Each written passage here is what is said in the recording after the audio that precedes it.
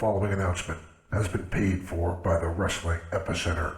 Hey, everybody. Hey, guys. Hello, ladies. Remember me? Let me talk to you, dummies. It's now time It's beer time. TikTok. It's showtime! for the longest running wrestling talk show in history. We are huge. It's gonna be cool. You're where it's at. You smell like me. Tune in each and every week. You better keep listening, or I'll come out of your computer And turn it on for you. or else I'm gonna kick your stinking teeth in. We've been known by a few names.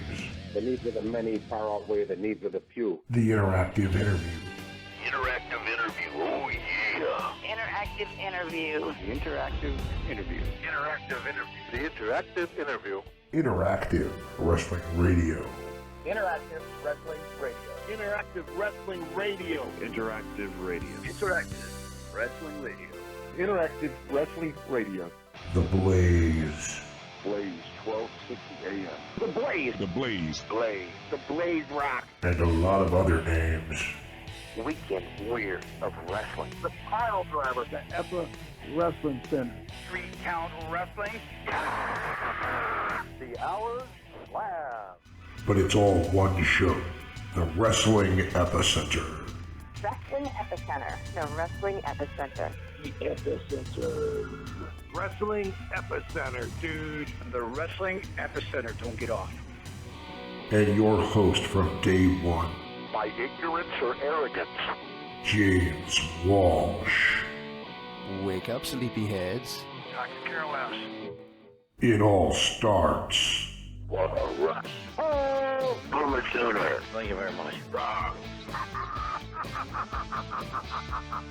I got 2 words for you. Thumbs down. Breaking necks and cashing checks. Bang. I've heard a lot about you guys. Check it out. Get out of my face. You win! But I'm desperately out of time! So what you gonna do when Blaze-a-mania runs wild on you? now. Well, hello, everyone. Welcome to another edition of Interactive Wrestling Radio right here on WrestlingEpicenter.com. This is a brand new episode. Even though if you're following along online on YouTube, you see that I'm uploading a lot of classic interviews, which include legends like the gentleman we have on this week. This one is brand spanking new, 2021 edition, interview with Luke from the Bushwhackers, Luke Williams. This is a great interview to promote WrestleStock, which will be happening at the American Legion in Tampa, Florida. Information can be found on the link at WrestlingEpicenter.com. Be sure and go to this event. You can get out of the house and go do something. WrestleMania weekend right there in Tampa, as well as, of course, attend WrestleMania. Lots of great things you could do in Florida. Seems like the place to be to leave your house. And that's as far as I'm going to go politically. I hope you guys enjoyed this interview. I'm strongly considering starting to bring back our talking segments. We haven't done a whole lot of segments where we talk about modern wrestling, mostly because I started to get flack for having an opinion that maybe wasn't shining a light up the posterior of certain companies. And, you know, I'm a big fan. I love wrestling, and I can be critical of things that I don't like, and that's fair. But I haven't done those segments in over 3 years. And it has resulted in me getting a lot more interviews, I will be honest. But I'm kind of getting the urge to offer some opinions because I think there's stuff that my opinion could be valuable for. Plus, I kind of like having fun. You guys liked my humor. I hope you did anyway. At least you told me you did. So, anyway, let's not talk about that now. Keep an eye on WrestlingEpicenter.com for changes to what we do. But I'm always going to do these interviews, and I am honored to bring this interview to you. I was this guy for Halloween in 1990. Unbelievable. Over 30 years I've been a fan of this guy, Luke Williams from the Bushwhackers. Whoa! Yay! Tell your bloody mother! And here we go.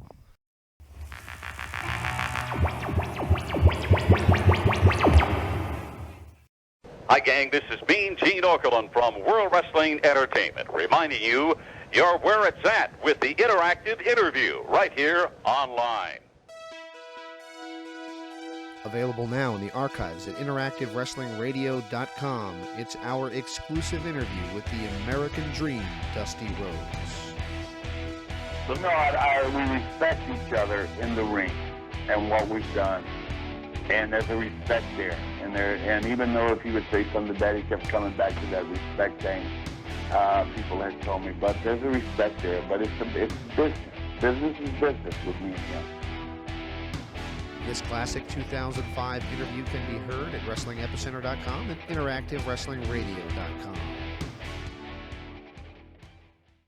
This is Bobby the Brain Heenan, and if you're smart like me, you'll be listening to Interactive Interview. I do all the time.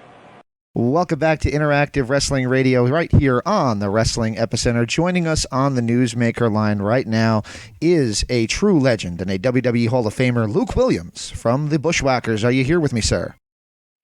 Yes, g'day, mateys, and it's great to be on this program today. It's such a pleasure to have you on. So it's been a crazy couple of years. How have you been dealing with the crazy times that we're in with the COVID and all that good stuff? Well, I've been in quarantine for the first 7 months last year. From I was in Canada in February working and that and trade shows, and then that was the last time I was on the road. Haven't been on a plane for the first 7 months of last year till October.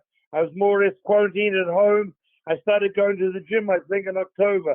That was the first time I went out. And I still haven't been anywhere else except the gym. Oh, wow. Well, yeah, I mean, and that's what I was, we're going to start out with a plug and then we'll end with a plug, but let's start out with the plug that the gentleman who's also on the line with us here now is Scott Wilder, and you're accepting bookings through him. What made you decide that it was time to start doing stuff again in pro wrestling? No, I was accepting bookings all the time, mate. Ah, okay. On the road right up to before the pandemic, and then Scott came to me last year and he says, "Hey, why not put the Bushwhackers back together and we'll hit the road?" And then Scott Wilder Promotions put a program together and booked many venues and that, which was supposed to start on the 6th of March. A few weeks away, and due to the quarantine system in New Zealand, Butch couldn't get away. Well, Butch can get away, but can't get back home. There's a 73 day wait to get back in New Zealand for a New Zealander. That's not counting overseas anyone else. They have so many hotels are in this quarantine system, which are sterilized, and that which holds 5,500 beds. And due to this pandemic, all the New Zealanders around the world are coming home, and that's why it's like there's a waiting list. So Butch came away for the tour, which was 5 weeks, and then he'd still have 40 days. He'd still have 40 days to wait before he got back in the country after the tour. That's if he booked a room before he left New Zealand. So that's the story. That's the story with Butch and the tour. But Scott Wilder has said we're going to do it. We haven't cancelled. We've postponed it till later on in this year. It's going to be in the fall. We hope, with all things going right, and with this pandemic, hope. As we hear from this Biden guy, they've got 60 million shots, 600 million vaccines to get out. So we hope by latter part of the year this virus has calmed down and we can get on the road. Awesome, and that's incredible to hear. So I guess my first question I wanted to talk to you about your career is, I've already told you off air that when I was a kid, I was you for Halloween, and that shows how long I've been a fan. It's been 35 years that I've been a fan of yours. I found a VHS tape when I was, around that time period, and it was the Bloody Matches of the Caribbean, and it featured a sheep herders match, who were the Bushwhackers before I knew them. Lost Bus Stories. That's the sheep herders. Yeah, Lost Bus Stories in the Caribbean. Yes, sir. And that was it was an eye-opener for me because the family-friendly, lovable guys that you were in the WWF was not who you were overseas or before then. I guess my question is, did you enjoy being that kind of hardcore wrestler? Just going back to the start of this, mate, when we went into the Hall of Fame, the Facebook blew up saying, what are these two clowns going into the Hall of Fame for? The clowns. The people thought that we just started in 88 and 1988 with Vince McMahon and that. And that's a lot of the fans. We started traveling the world in 1966. Incredible.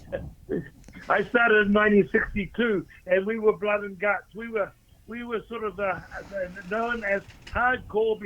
We were known as hardcore before hardcore became a name brand in the 90s.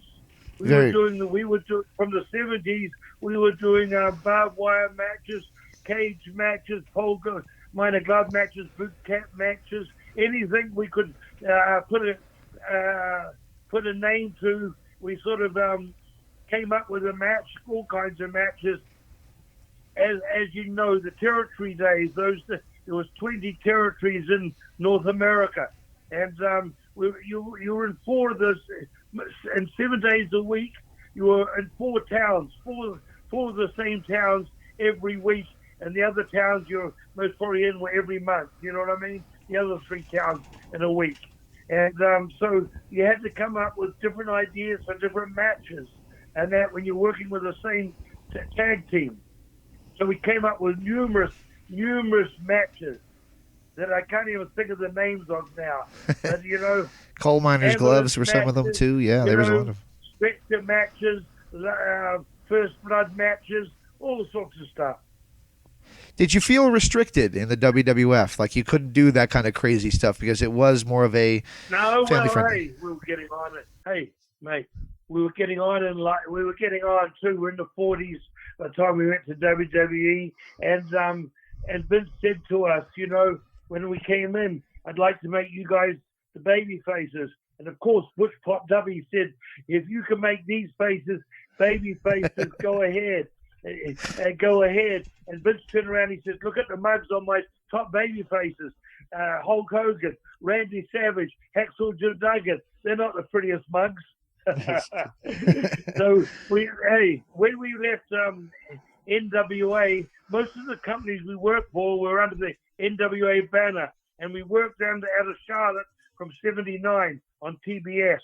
You know, WTBS originally, and then TBS, Ted Turner Network. Yep. We worked on that off and on, TNT and TBS, right up to '88. So we were seen around mainly, you know, below the Dixie line as the violent sheep herders, and in the Caribbean and in Central to, you know, South America, you know, Venezuela, Mexico, Panama, and the countries like that that have seen us as the bloody maniacs, and that. But we enjoyed doing that, mate. We enjoyed doing that sort of stuff because we could get the people to stand up and then to sit down. You know, we knew how to manipulate the people. Well, if we had a good team to work against, we could get the people up in arms. Then, you know, be mad, and then we could get them standing up, cheering for the good guy, and then we could cut them off and get them to sit down again. It was great being able to control the people. Absolutely. But it was great to go to Vince, mate, because we went from being wrestlers with NWA to being celebrities in WWE, WWF. I love that line. That's awesome. Now, celebrities make more money. Aha, that's true too. I was lucky enough before we lost him and before he lost the ability to speak to interview Bobby the Brain Heenan. And as a fan, it meant a lot to me that the stuff that he was doing on Primetime Wrestling was as much the joy of his life as it was for a kid like me growing up watching it. And you guys, you really came in on Primetime Wrestling and part of those vignettes, and Heenan and Monsoon got to be part of those. What was the atmosphere like working with the two greats of Gorilla Monsoon and Bobby the Brain Heenan? And there was a third one too. The third one, I've got, you can't leave him out. Mean Gene. Yep. Exactly. Mean Gene. I worked with the three of them. Actually, Bobby Heenan and Gritterman Sood, the storyline with us, Crocodile Dundee second movie was out when Vince hired us. So, you know, it just come out and it was hot. So we went along with that lines, you know, the cars drive on the other side of the road, you know, down under. We did the whole down under thing, and we were found in the outback to the people, but it was really Busch Gardens where we worked. Busch Gardens of Florida, where Mean Gene and Bobby the Brain found it. That's awesome. I love that. You were part of one of the last things Andre the Giant was a part of in the WWE. Everybody that we talk to has Andre the Giant stories. Do you have any Andre the Giant stories that come to mind when you hear his name? Mate, we knew Andre the Giant before anyone else did in the States. He was in New Zealand in the 60s, and Butch and me wrestled him in the late 60s when he was in New Zealand. Him and the promoter against me and Butch in New Zealand, and we did a lot of handicap matches. Andre against me and Butch. We were the tag team in New Zealand, the heel tag team, and that. So we had a lot of matches. And then the first, if I told you some of the high spots, if I told you the high spots that the people went crazy about, they'd laugh today. You know, they were so simple with Andre that they popped the people wide open in those days.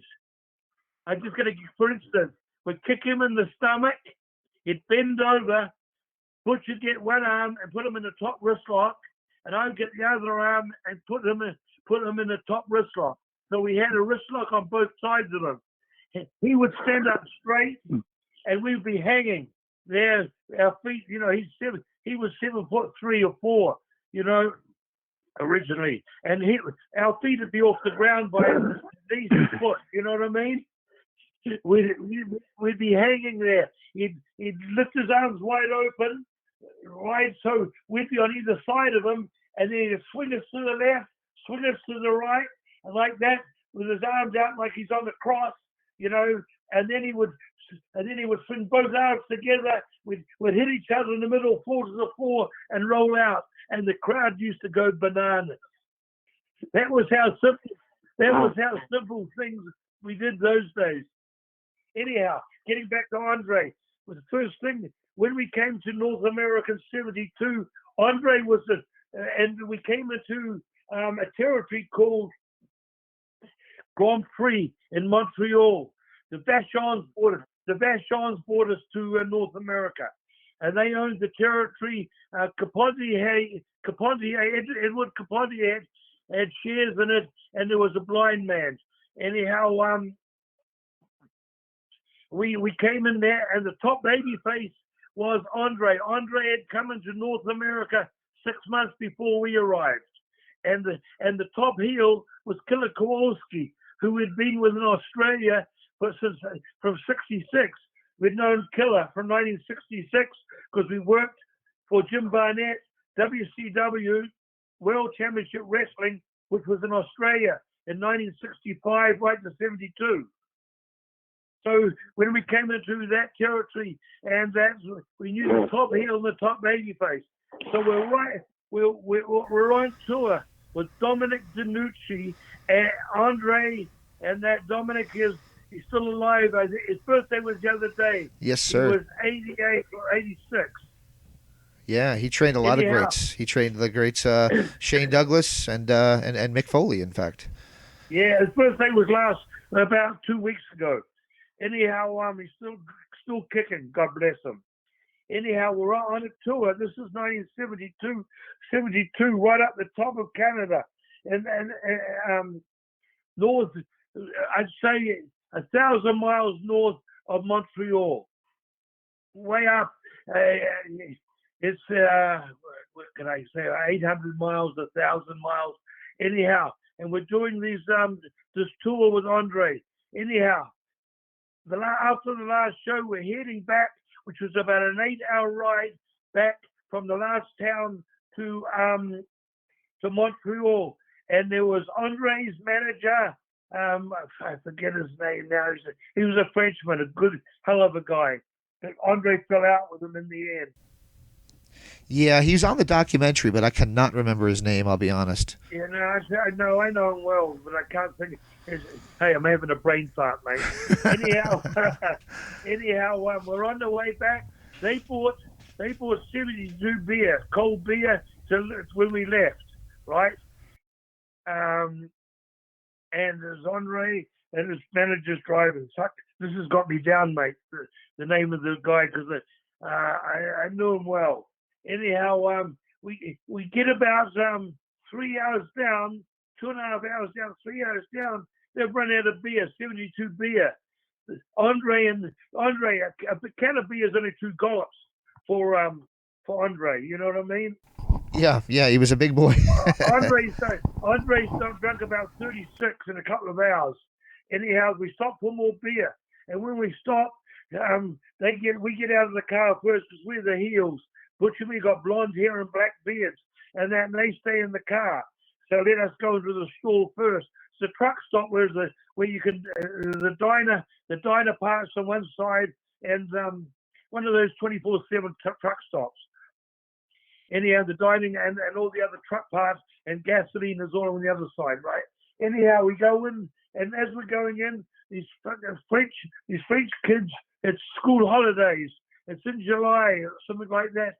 And these French kids get out of the fucking car, and because of our hair and that, they look at us and they see black beards and blonde hairs, and they're calling us tapet, which is faggots. Oh, wow. Right? Yes. Okay. So there's 4 of them coming out of a Volkswagen. They're all fucking drinking and drunk, you know what I mean? So we go into the store, right? Yes, sir. Andre and then they come and we go around to the place to have a quick snack, and that before Andre and his mate comes in. Jesus, I'm trying to think of them.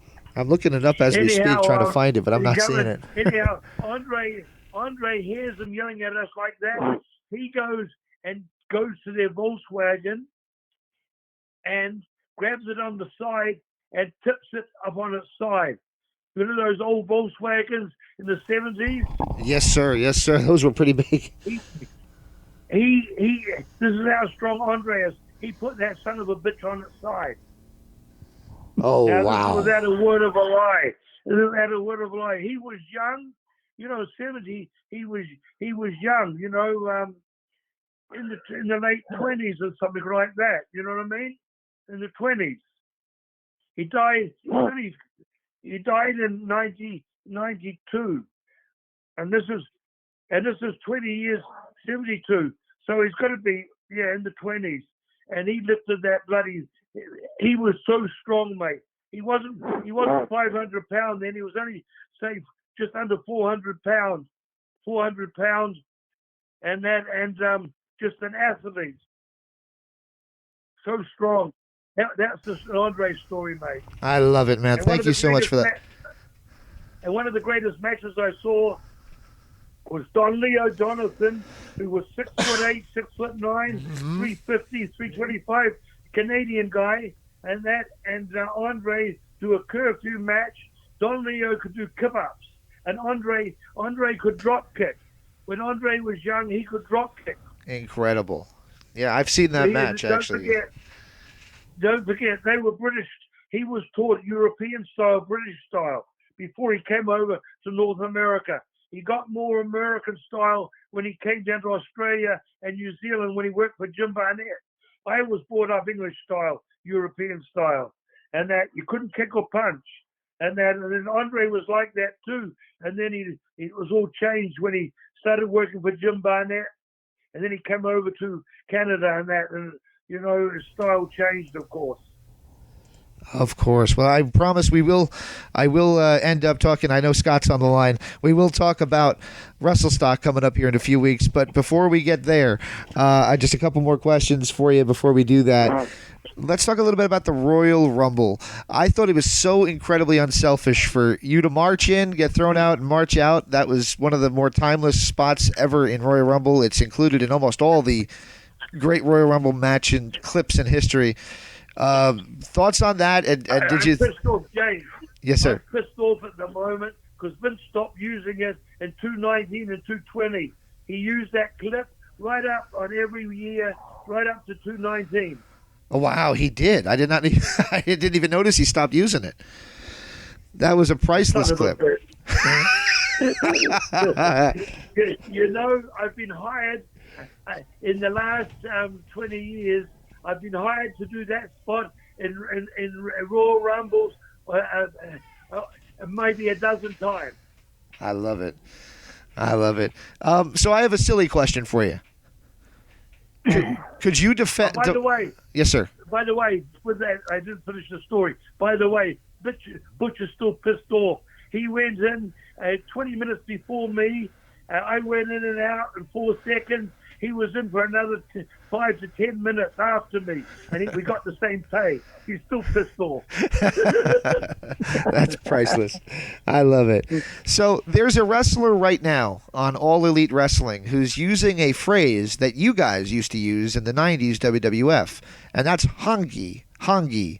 I guess my question is, what does Hongi even mean? I never really fully got that on WWF TV. Hongi now is who was the guy that's using it? His name is John Silver. Is his name? Where is he from? He is actually no. He's an American. He's in a group called the Dark Order on AEW TV. Oh, the Dark yes, sir. Order. He's Hongi. Hongi is when two people rub their nose together. It's a greeting. Oh. We were doing a Hongi, and everyone yelled out, "You're gay." We started doing that, the nose rubbing, and people thought we were gay, so we stopped it. Oh, I thought it had to. I think he uses it in a terms of like hungry, but he says hongi, and I thought that's the Bushwhackers thing. What's he doing? Yeah, Hongi, Hongi. There you go. A couple more questions, then we'll wrap up for you because I really value your time. I'm getting excited for this show that Scott Wilder's got booked in around the WrestleMania. It's called. Is it WrestleStock? It's WrestleStock. And Scott, are you there? Did you want to plug it? Yep. No, I'm still here. Yeah, it's WrestleStock. You know, we actually did it at the time that nothing had been announced at that time for WrestleMania week, and I know even with travel restrictions and stuff like that there was going to be a lot of Florida fans there, and we just wanted to give them something. And you know, we got legends on the roster. I mean, like Luke. I mean, unfortunately, Butch won't be able to join us at this time, but you know, Sergeant Slaughter will be there. We have the Nasty Boys there. We have the Dream Team, Brutus Beefcake, and Greg the Hammer Valentine. We have some people right off WWE, actually. We have the group The Awakening, formerly known as The Ascension to most fans. We also have the Colognes going to be there both days with us, formerly Primo and Epico. So, I mean, we have a very wide variety of talent that are going to be there. WCW, for all those WCW fans, we have Billy Silverman coming in. Mm-hmm. Barry Horowitz is going to be there. I mean, we got, and more names to be announced. We also, which it hasn't been announced yet, but I think one of the longest reigning tag team champions, two personal friends of mine, Axe and Smash, will actually also be there in Tampa. And I don't think they've done much in Florida. But yeah, I mean, we're looking for a great weekend. You know, it's going to be fan friendly, social distancing safe. You know, we're going to try to do everything safe for the fans, but we also want it to be, an interactive experience and not really stuffy and pushy and just trying to put people in time blocks. We're not going to do that. You know, we're going to let people enjoy their time there because they're paying their hard-earned money for their autographs and their time with the legends, and that's what we're all about at Scott Wilder Promotions. And I'm excited to be there, mate. But one thing I'm bad about is Butch not being there. But I'm going to try and make up for Butch, and that I might have to be sit in one chair and be Butch, and then go to the other chair and be Luke. What the hell? I love it. I take it you because of the COVID virus, you're not going to be licking anybody's heads. No. Hey, that was funny you brought that up because a person put a photo of Butch licking my head from the 90s on Facebook and said, "This is how the coronavirus spread around the United States." that was on Facebook about 2 months ago for about a week. You know, they used to say that sardines help fight the flu virus. Maybe sardines also help the coronavirus. Did anybody ever explore that? Hey, deep sea. Awesome. Sardines, mate. If you don't mind, I have like 2 more questions for you, then I'll let you get on with your evening. And I really appreciate you taking the time to do this with me. No, you can say as much as you like, mate. Just so the people don't forget, though. What's it called? WrestleStock. WrestleStock. Yes, sir. Yeah, okay, did I get mixed up with this, wrestle that? Well, that's WrestleMania weekend, too. Even wrestle a woman. Anyhow, WrestleStock. And I hope everybody's listening and come down. And I mean, right now. Tell them where the venue is. That's the main We're going to be at the American Legion Post 248 right there in Tampa. And the good thing is that what street? It's West Cypress Street. West Cypress. Right there in Tampa. Cypress is one of the main streets in downtown Tampa. You know, going around. So West Cypress, remember. And we're about 6 minutes from Raymond J. Stadium. I believe it was like 2.6 miles. So we're right there next to WrestleMania. So you can come over, spend some time, and still make it to WrestleMania in time. And right now, because of the coronavirus, we know people are, a little bit strapped for money. We're doing $10 to get in both days. You can go to the Scott Wilder Promotions page on Facebook for all the ticket links. And I know you put it in one of your articles that you put out there. But we're really trying to make this fan-friendly and really affordable for everybody out there. So we hope everybody can come out and, if not spend the day with us, spend a few hours, come out and see Luke and everybody else that's going to be there. It looks like a lot of fun. And come out and see Luke, and I'll give you a damn good licking. Awesome. So beware. Awesome. So what does the WWE Hall of Fame nod, that ring, what does that mean to you? It means to me, well, that was the pinnacle, mate.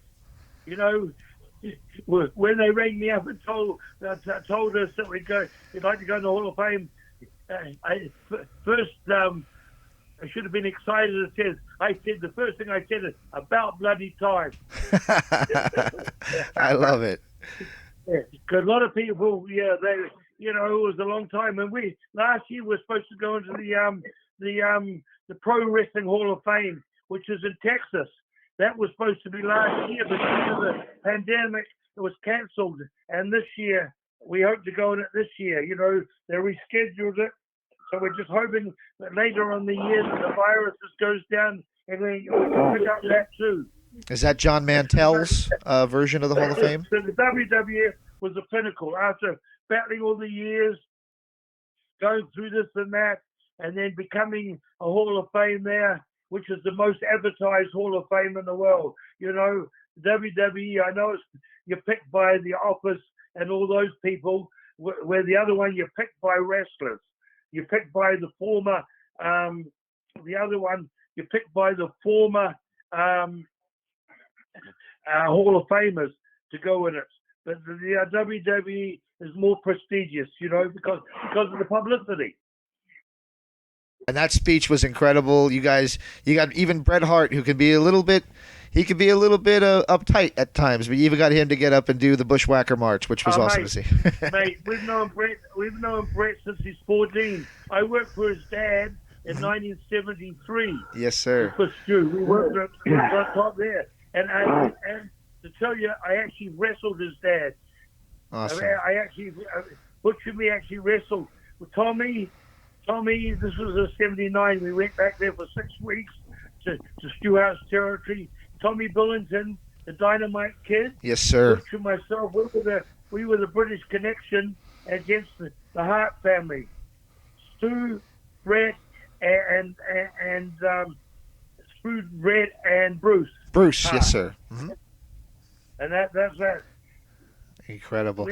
We've worked with a lot of legends, mate. Peter Malvia, The Rock's grandfather, worked with him in Australia, New Zealand. Butch even worked in Samoa at the 10th anniversary against them. We worked against Killer Kowalski, who was the big draw in the 60s and 70s in Madison Square Garden. Yes, sir. And of course, The Rock's dad, we wrestled everywhere, Japan, in the States, in Australia and New Zealand. Rocky Johnson. God bless his soul. Yes, sir. I was blessed to interview him just on his book tour, which I had no idea would be like 3 months before he passed away. Absolutely shocking. He was with us. The weekends, the Tuesday he passed, and that he was supposed to be with me on the Saturday night. He was with us 3 weeks before on a Saturday for the same promotion up in New York, and that we were in Chicago 3 weeks before. But we were supposed to pick him up. I had his ticket, and I called him, and then on the Thursday, and I said, Saturday morning, blah, blah, blah. He says, I'll be right. And Saturday, he wasn't at the airport. And then I rang him up on Sunday. I thought I'd give him, he might be sick. I called him Monday, and when I called late, he'd already passed. Yeah, bless you. Well, I'll tell you what. I'll let you guys go with this thought. I can't wait to see what happens at WrestleStock. It looks like it's going to be a lot of fun for the fans to get to meet the legends, especially for people to get out there and do something again when we've all been dying to do something for the last literally whole calendar year. It looks like the perfect way to kick off maybe a post-pandemic world. Are you going to be there, James? Unfortunately, I don't think I've got the cash, but I'd love to be there. Mate, anyhow, I'm going to be there as a sheep herder with the Kiwi flag, and if anyone gets my way, I'm going to give them a taste of that flagpole. Awesome.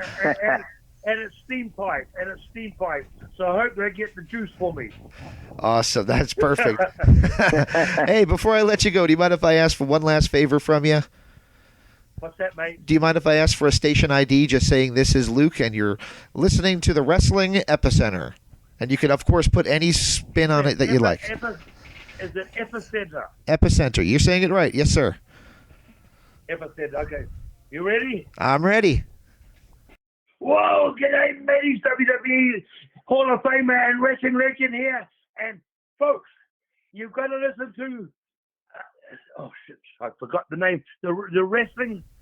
Epicenter. The Wrestling Epicenter. Whoa, g'day, mateys. WWE Hall of Famer here. Bushwhacker Luke. And when you listen to something, you've got to listen to the Wrestling Epicenter. It's the podcast to listen to. Hang on, I'm going to do it again. Sure. Good time. Whoa, g'day, mateys. WWE Hall of Famer here. Bushwhacker Luke. Hey, guys, you got to tune into the Wrestling Epicenter. It's the podcast to listen to. Got it, folks? See ya. Whoa. I love it, man. Thank you so much. The 10-year-old kid in me is going absolutely crazy right now. I really do appreciate that. That's awesome. The preceding announcement was paid for by the Wrestling Epicenter. I'm listening, and if you like what you heard, I'm glad. If you didn't like what you heard, we'll go fuck this. Most people don't hung up on me. We had a lovely conversation. What a show. Oh, mercy, Daddy. On your radio dial. Don't hang up. Bye-bye.